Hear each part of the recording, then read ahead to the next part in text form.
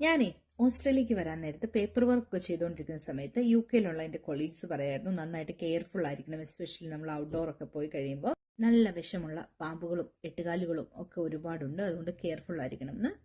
എന്നാൽ ഇവിടെ വന്നു കഴിഞ്ഞപ്പോൾ എനിക്ക് മനസ്സിലായത് ഇതിനെ ഒന്നല്ല ഇപ്പൊ പേടിക്കേണ്ടത്. ഈ പോകുന്ന മഹാനയാണ്, പേര് മാക്പൈ. ബ്രീഡിംഗ് സീസൺ ആയി കഴിഞ്ഞിട്ടുണ്ടെങ്കിൽ കൂടിന്റെ പരിസരത്തൂടെ പോകുന്ന ആരെയും മുഖം നോക്കാതെ അറ്റാക്ക് ചെയ്യുന്ന ഒരു ഐറ്റം. ഓഗസ്റ്റ് ഒക്ടോബർ ആണ് ഏറ്റവും കൂടുതൽ മാക്പൈ അറ്റാക്ക് റിപ്പോർട്ട് ചെയ്യപ്പെടുന്നത്. കാരണം ഓഗസ്റ്റ് ഒക്ടോബർ ആണ് അവരുടെ ബ്രീഡിംഗ് സീസൺ. മുഖത്തും കണ്ണിലും ഒക്കെയാണ് ഇവ ഏറ്റവും കൂടുതൽ അറ്റാക്ക് ചെയ്യാറ്. അതുകൊണ്ട് നമ്മുടെ ലോക്കൽ കൗൺസിലൊക്കെ ഇതിന്റെ മാക്പൈ അറ്റാക്കിന്റെ ആ ഒരു സമയമൊക്കെ ആകുമ്പോഴത്തേന് അപ്ഡേറ്റുകൾ വരും, നമ്മൾ ഹാറ്റൊക്കെ ധരിച്ചുകൊണ്ട് പുറത്തു പോകണമെന്ന്. പിന്നെ ഒരുപാട് മാക്പൈ അറ്റാക്കുള്ള സ്ഥലങ്ങളിൽ ഇതേപോലെ ബോർഡുകൾ സ്ഥാപിക്കാറുണ്ട് ലോക്കൽ കൗൺസിൽസ്. മാക്പൈ ഒരു ഇന്റലിജന്റ് ബേർഡാണ്.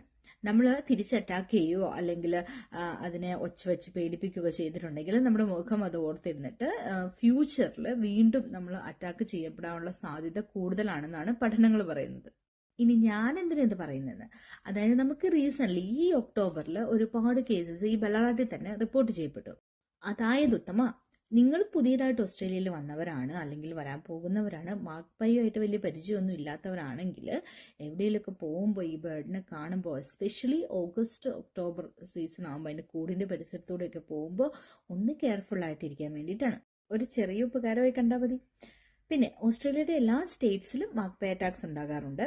സൗത്ത് ഓസ്ട്രേലിയയിലും വെസ്റ്റേൺ ഓസ്ട്രേലിയയിലുമാണ് ഏറ്റവും കുറവ് അറ്റാക്സ് റിപ്പോർട്ട് ചെയ്യപ്പെടാറ്. ബാക്കി എല്ലാ സ്റ്റേറ്റ്സിലും സർവ്വസാധാരണമായിട്ടുള്ളതാണ് മാക്പൈ അറ്റാക്സ്.